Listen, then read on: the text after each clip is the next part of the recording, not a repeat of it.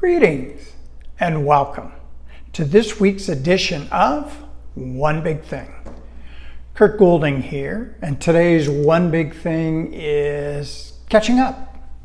Yeah, just returned from a trip to Ecuador. Man, has there been a lot of stuff going on. Harvest is underway, corn yields are incredible, better than what the government is estimating them at. So we'll see what those implications are. Farmers aren't selling.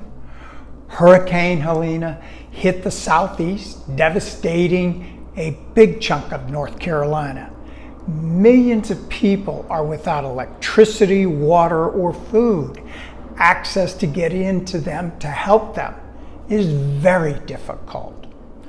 Over 160 people are dead and some 600 are unaccounted for.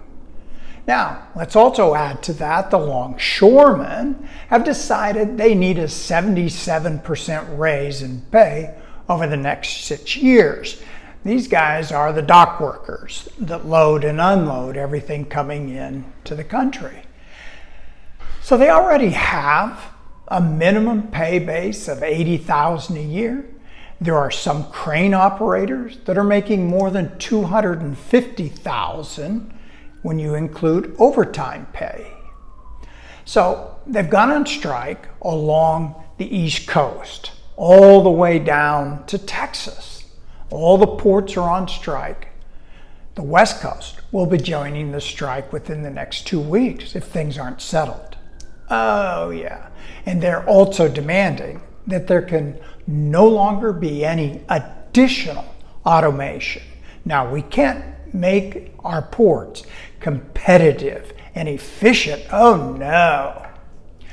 And our president, Beach Boy Joe, is refusing to intervene, even though this is costing the U.S. economy $4.5 billion per day. No, Joe's beach time and the thought that if he lets them go on strike, that he'll keep the union vote, even though it appears Mr. Trump is gaining more and more in that area. The country and economy be damned. This strike has massive implications. 90% of our medicines are imported. Much of the key components for our defense industry are imported. Automotive parts are imported. Off-season fruits and vegetables are imported. Most of our clothes are imported. Beef and pork are exported. This strike is a big deal for our nation. Now, Iran on Monday decided they were going to rain missiles down on Israel, some 200, 180, something like that. And so Israel has promised retaliation.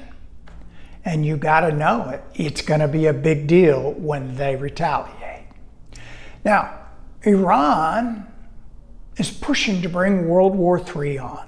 Apparently, Russia, China, and Iran are all colluding so as to create a 3-hemisphere global war. So with all this nonsense going on, it's hard to be bearish. But I'm not bullish.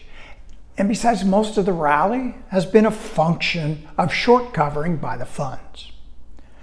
The November election is becoming a bigger and bigger deal every day. The question we Americans have to ask ourselves, do we want strong leadership?